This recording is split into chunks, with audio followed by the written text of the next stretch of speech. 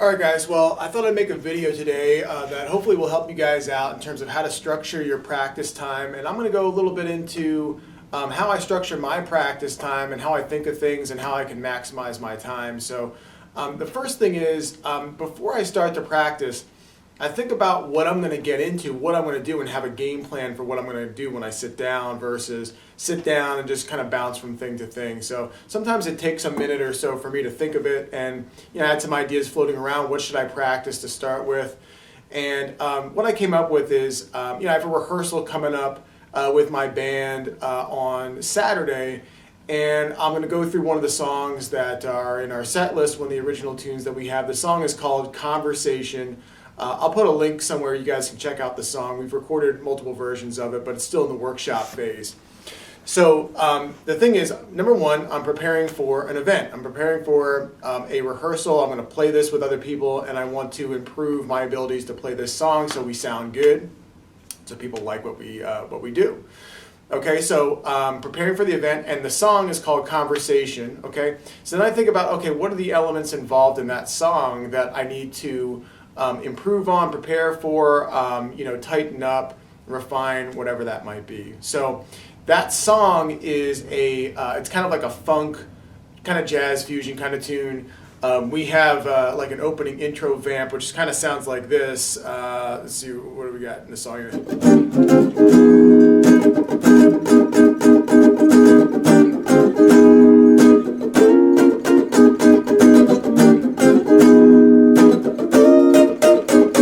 So it's got this kind of funky, kind of vibe to it, and there's an improvisational section, in the song as well. So what I want to do is, first of all, I want to work on my rhythm that fits within that context, because the stronger that my rhythm is, the better that I'll play.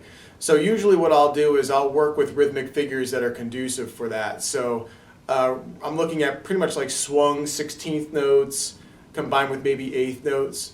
So what I'm going to do is I have a page in the Ted Reed Progressive Steps to Syncopation book here. I use that book a lot for rhythmic studies, and I've got, what I'm looking at here is lesson 10, combinations of 16th notes and 8th notes. So I'm going to start with that rhythm. I use a variety of different resources for rhythm. So what I'm going to do is I'm just going to go through each of these rhythms, just kind of getting the picking and the timing down with my metronome, just so I get warmed up and get my rhythm together so I can start applying it to this song. So I'm going to start here, I think at the metronome about 72 beats per minute. Okay, now most people will practice with the metronome on beats 1, 2, 3, and 4. So first rhythm will be like 1 and a 2 and 3 and 4 and 1 and a 2 and 3 and 4 and. I'll put the PDF, in the link here too, or somewhere where you can get that, or just get the book Ted Reed Progressive Steps to Syncopation. Now, putting the click on 1, 2, 3, and 4 is okay, but so for me, I want to challenge myself, and I'm going to put the click just on beat 1. So what this is going to do is it's going to have to force me to be more accurate with my rhythm, because I don't have all the clicks to adjust to. So I really got to be on point with my rhythm. So 1, 2, 3, 4, 1, 2, 3, 4. So I'm just trying to get the sense of where the 1 is. 1, 2, 3, 4, 1, 2, 3. And once I got that, I'm going to start playing these rhythms. Okay, so I'm just going to play them on a dead string. Tick, tick, tick, tick, tick, tick. This, you have 1 and a 2 and 3 and 4 and 1 and a 2 and 3 and 4 and 1 and a 2 and 3 and 4 and 1 and a 2 and repeat the line. 1 and a 2 and 3 and 4 and 1 and a 2 and 3 and 4 and 1 and a 2 and 3 and 4 and 1 and a 2 and. Okay, next line. 1 and 2 and a 3 and 4 and 1 and 2 and a 3 and 4 and 1 and 2 and a 3 and 4 and. Repeat. 1 and 2 and a 3 and 4 and 1 and 2 and a 3 and 4 and 1 and 2 and a 3 and 4 and 1 and 2 and. Number 3. 1 and 2 and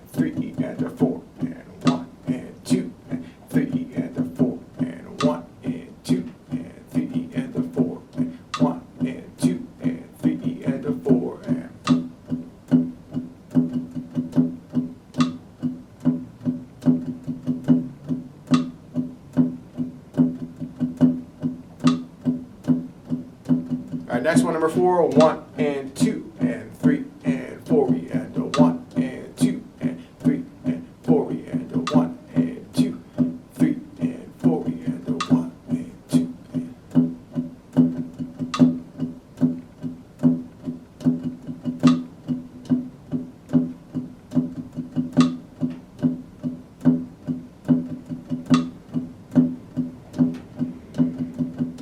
Okay, that was through number 4, okay?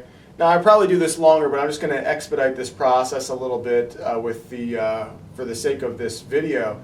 Looking at number 5, what I'll start to do now is once I've got the rhythm down, I'm going to start applying it to some scales so that I can use that for technique and or for improvisation. So in this tune conversation, the improv section, we have basically 4 chords that we're soloing over. One is like a C7, another is like an A7, a flat 7, and then a G7. Alright, so I have 8 bars in the improv section over this C7. So for that C7, I'm going to use the Mixolydian scale.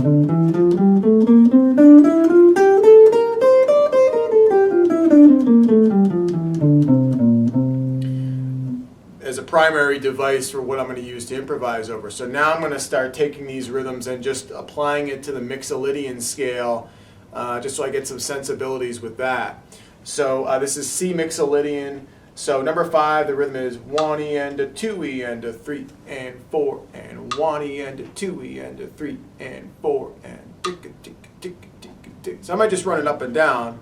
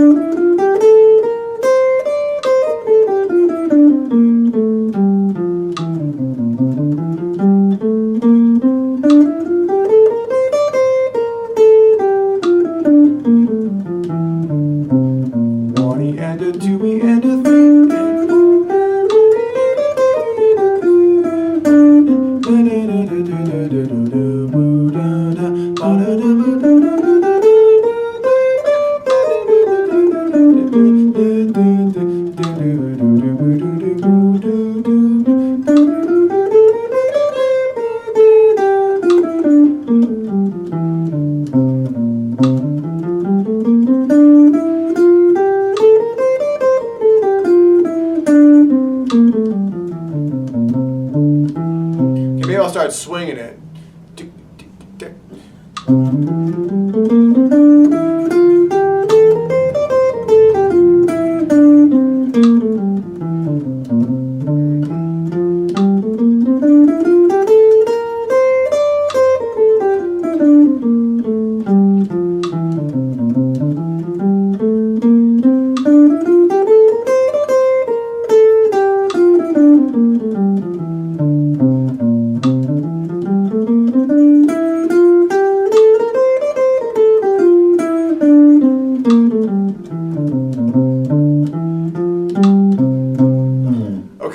Okay, that's just kind of going up and down the scale.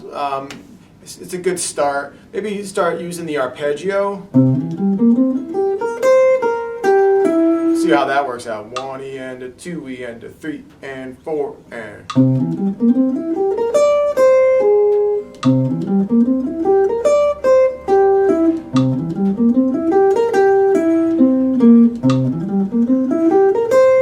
There it is.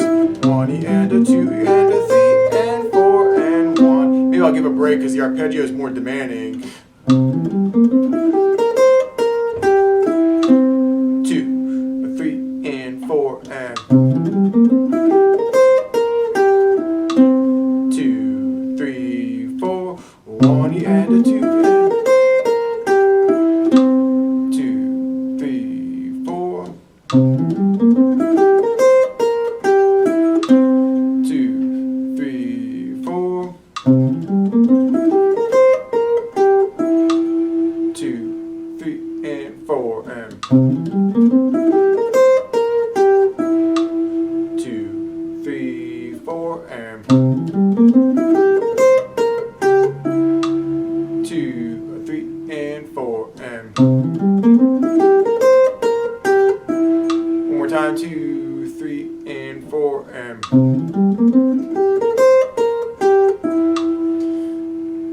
to experiment with it to kind of find something that I could set up some repetitions with. So that's just using the arpeggio.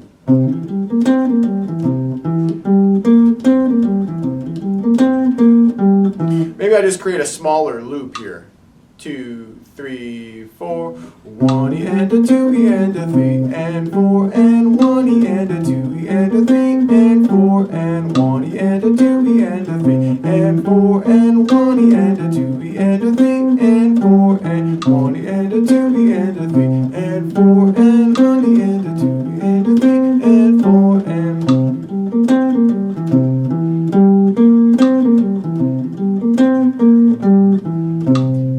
one little area, maybe over here, so I have 1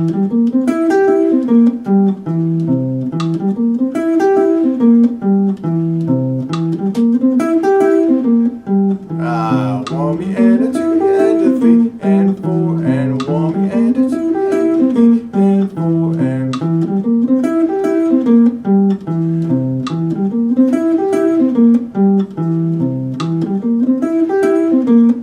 there it is.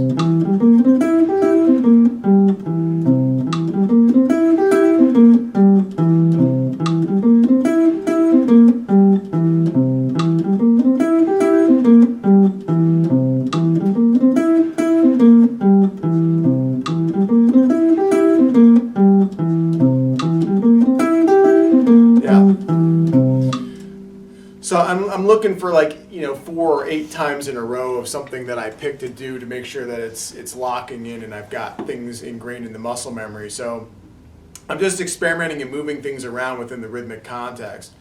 So, I would continue with this, but another thing I'll start doing is, having more freedom with the notes, rather than not just an arpeggio or up and down the scale, trying to stick to the rhythm and actually make musical phrases out of it.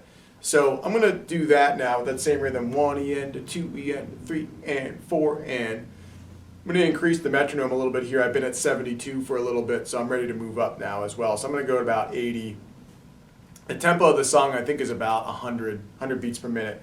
So I want to work up to that as well.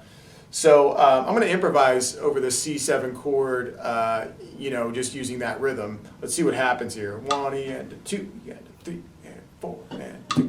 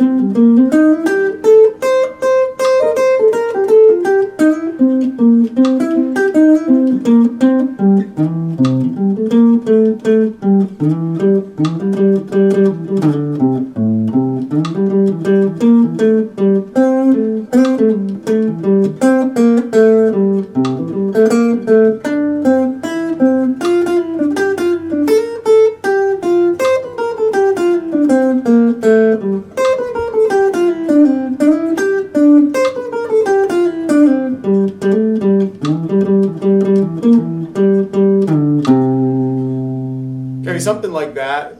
It's really tough to maintain the rhythm and get it to sound musical, but when I actually go to play, I'm not going to be forced into that, strictly that rhythm, so I'll have a lot more flexibility. So I would spend more time doing this, but again, just to kind of see the process that I'm going through, again, it's because in the tune, there's a C7 chord going on for 8 bars, so I need to develop a lot of vocabulary that I can say over that. The next chord is an A7, and the way I'm treating it is I'm going to treat it like an A7 13 flat 9. So that scale is going to be a diminished scale, a half whole.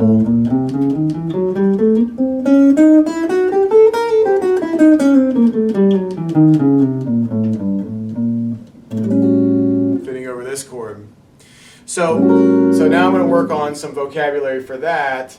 Let's say I take a look at another rhythm here, more 16th notes. I don't know, number 14 is 1 E and a 2 and 3 E and a 4 and. So I'm going to go through that scale, trying to improvise with that scale through the A7 chord, using 1 E and a 2 and 3 E and a 4 and. So I'm going to increase the metronome up to 87 now. 1 E and a 2 and 3 E and a 4 and tick tick tick and tick tick tick tick.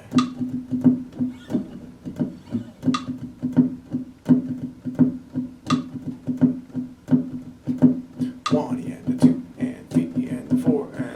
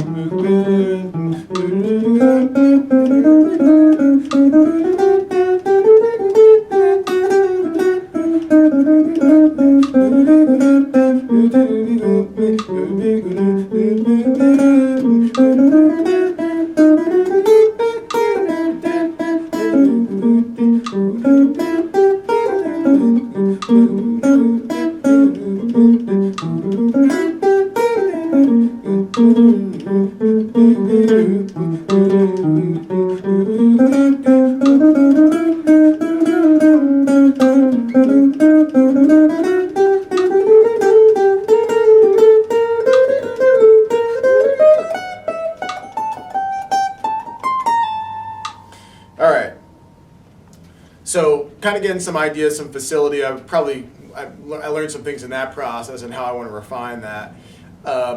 And if you notice, I'm singing along with what I'm playing, because that way I'll get more in tune with the way things are sounding, particularly with like an exotic scale, like the diminished scale, which is unfamiliar because we don't hear it that often, and particularly in popular music. So I'm trying to sing what I'm playing, so when I play it, I'm more familiar.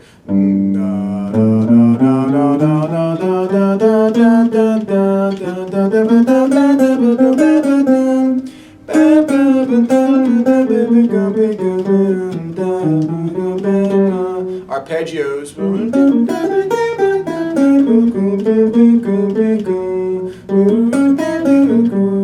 then we have.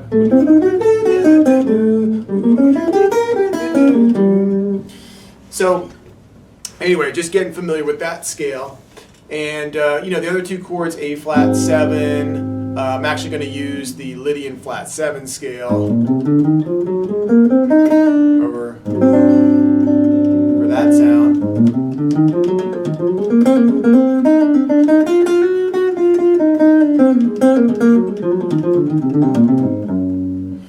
And then for the G7 sound, I'm going to use like whole tone stuff.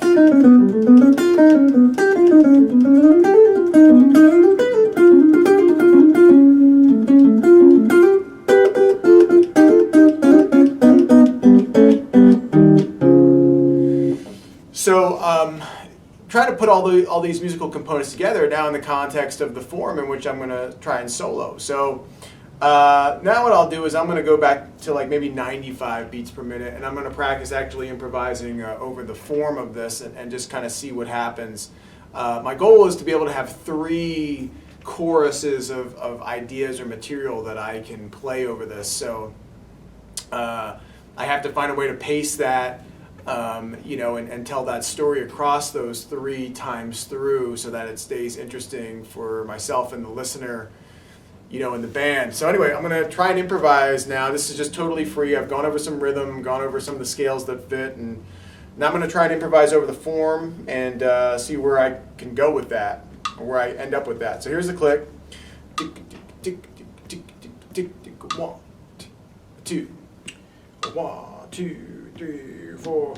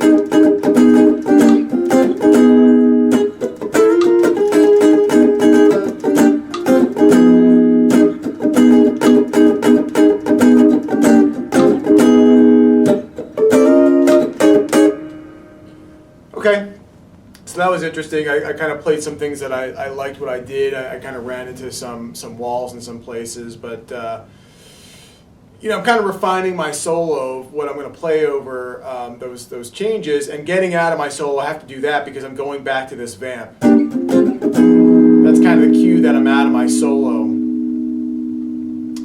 So, you know, things are coming together. I probably want to spend more time on it. I'm not totally happy with where things are, but I'm feeling better about it. The other thing I would look at is, you know, I have the melody aspect to look at. Now, I'm pretty comfortable with the melody now. I feel like I've kind of worked that out, but I got to keep that maintained, you know, just so that stays fresh and I don't kind of lose where I'm at. So what I'm going to do now is I'm going to play through the melody of the song, the arrangement that I have for it. Again, I'm doing this with no tracks, no bass, no drums, no nothing, because I want to see where I'm at. Am I completely, you know, am I able to maintain all my parts and know where I'm going with everything without relying on anybody else? I know when I go to play with other people, that'll give me a better foundation and stronger foundation to play better with other people, or play with the guys in the band when I go to do this. So now I'm going to go through the form and play the melody, which would sound something like this. And actually I'm going to go up to like 102 now. I'm kind of reaching the tempo of the song here. So 1, 2, 1, 2, 3, 4.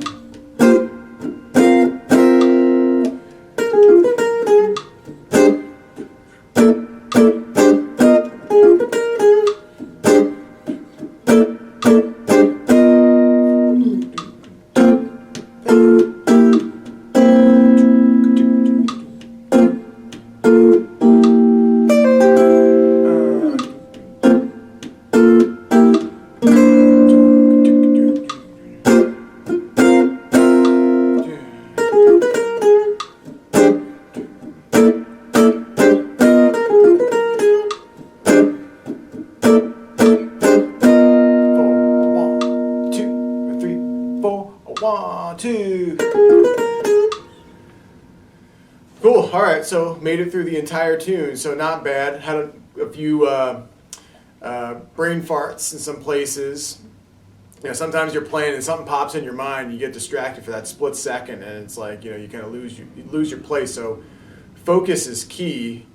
Overall, not bad. You know, I think I would have spent more time on everything, but that's basically my process. And then it gets me ready to play, you know, in the band format and feel comfortable playing the ideas that I'm developing, you know, my practice time. So hope that was helpful for you guys. If you have any questions, please let me know. If you like this video and you want to see more videos like it, let me know. And I'll see you guys in the next practice session.